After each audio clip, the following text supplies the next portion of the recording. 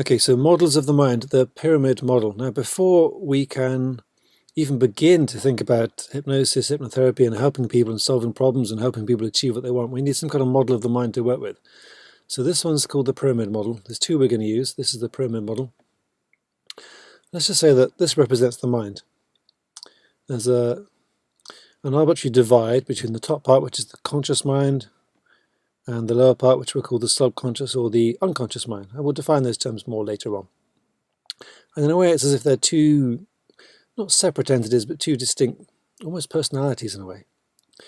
So the top part, the conscious mind, is the part that's very aware, obviously, can handle 6 or 7 bits of information at any one time. The unconscious handles pretty much everything else. And let's just say that there are things that happen in life. There are events that happen. Each of these represents such an event, and these events come in through the conscious mind and get stored as memory in our unconscious mind or our subconscious. And they are stored there so that if ever we need to access them, they can be retrieved in some way. Right? So something in the present day triggers a memory, a piece of information, so we know what to do, how to be, how to function in the world. So we're not continually learning things new. We know how to do, how to be, how to sit in a chair, how to use a pen, how to get on a bus, all those kind of things. So we're constantly storing information and retrieving it.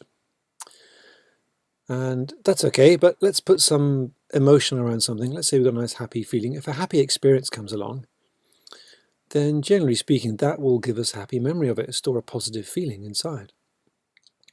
So that when that kind of thing is triggered in some way, then over there we have a positive experience.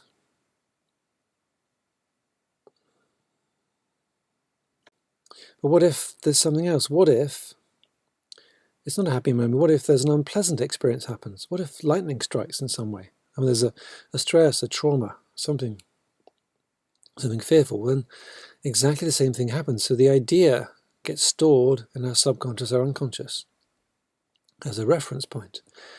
Now we have this kind of feeling stored inside as well, like a lightning strikes feeling, whatever that may be. So when something else comes along and triggers that feeling, whatever that may be, fear, anger, stress, tension, worry, then again the same feeling rises up and we have an experience of it in the physical world, in the practical world. And this happens extremely fast, something like 0.02 of a second, the speed of these thoughts here, where information coming in accesses stuff inside and creates an experience that we are then consciously aware of. Something we're thinking, something we're feeling, an emotion in some way, shape or form. And so we find ourselves having a response to certain situations, whatever that may be. And again, this is going on continuously. Somewhere in the region of 60,000 times a day we're dipping in and out as our thoughts are being processed. Now let's just clear that up a little bit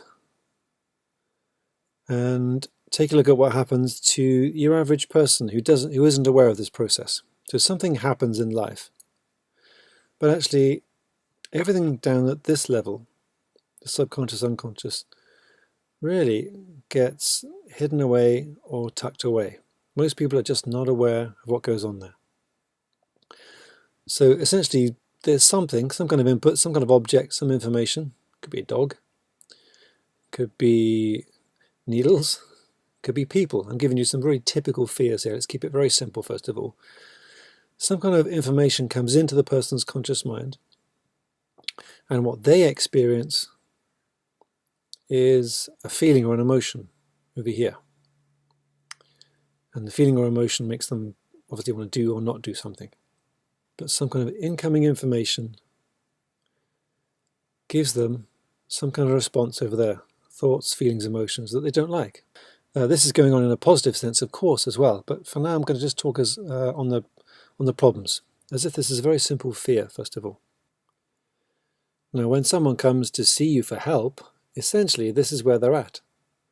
They've got some kind of incoming information that's causing them a problem, causing them to feel something they don't want to feel, think something they don't want to think, or do something they don't want to do.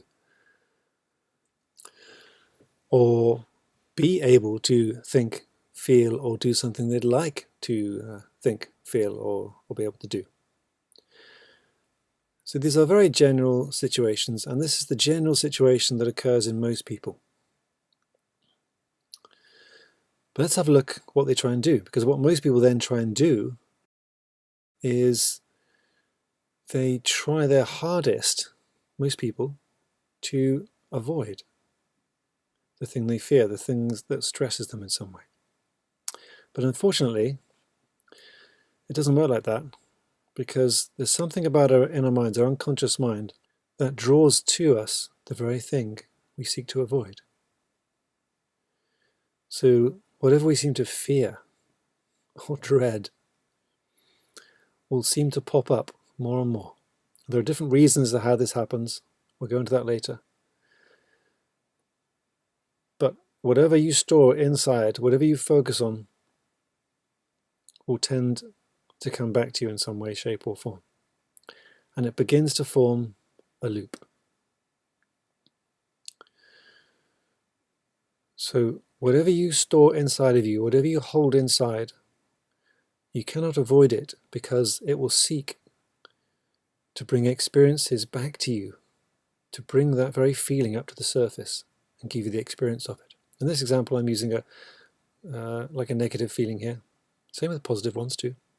But most people come to you for problems. So this is the system that occurs. And it could be anything that creates some kind of negative feeling, any kind of bad feeling. Let's just talk about those for a moment. Anything that someone experiences will be stored inside in some way, shape, or form if they don't process it properly. If the ideas are kept there within you, then that feeling will bring more of the same. And our job as hypnotherapists, as helping people, is to change that system for people, to change things from cloudy days into sunny days, so that people have more smiley days, more sunny days, to put it in these very, very simple terms. How we do that we'll come on to soon, but for now let's simplify it down again, because there's one more element I'd like to introduce, and this is possibly the most important element. And that sits just here, somewhere between the conscious and unconscious. And we're going to be talking about this a lot as we spend some time together. And this element here is called your beliefs. Your beliefs are a person's belief system. Because actually, it doesn't really matter what has happened in the past to somebody. It doesn't matter what information they have stored within them. It's what it causes them to believe that is important. It's how that information contributes to a person's belief system. The same thing can happen to two different people, and they both interpret it in different ways. It causes them to believe different things about themselves. So when information comes in through the conscious mind, your conscious mind does not have to go through every single moment in your life. Your inner mind, your unconscious, does not have to go through every single moment in your life. That would be extremely inefficient. What happens is your conscious mind just dips into your belief system. It's like a handy reference section and says, well, what do I believe about this? When some kind of information comes into your mind, it just says, what do I believe about this? What do I know? What do I believe? What can I expect to happen here? And that'll be supported by evidence from within the subconscious there for feelings and emotions of past memories and past experiences. Those may well be there, but it is the beliefs that are important. Now, what I'd like you to do as a first exercise is to sketch out this, like a simple version of this diagram, to sketch it out in your own way, really simple. The one I've done has been quite complicated, but keep it really, really simple, like a simple version of this one just here. I want you to be able to sketch it out to someone and explain it to them. And if they have any questions you can't answer, make a note of them and submit them either to me by email or on the forum. It would be the best place, so others can see the answer there. Because what I want is for you to be able to explain this in your own words, in your own way, so that you understand it completely. And the way to know whether you understand it completely is to see whether you can teach it or not. Okay? We always find out how well we know something when we come to have to teach it. So the first thing I'd like you to do is to sketch this diagram out in your own way, using whichever symbols you want and as simple as you want. Sometimes when I do this, it's just a triangle with a stick man and a stick person at the bottom and top, and some circles that represent the events, and a squiggly line around the circles to represent emotion. That's the simplest way I do that. So find your own way to do this. And then what I'd like you to do is have a look at this system, just thinking about it as it is right now.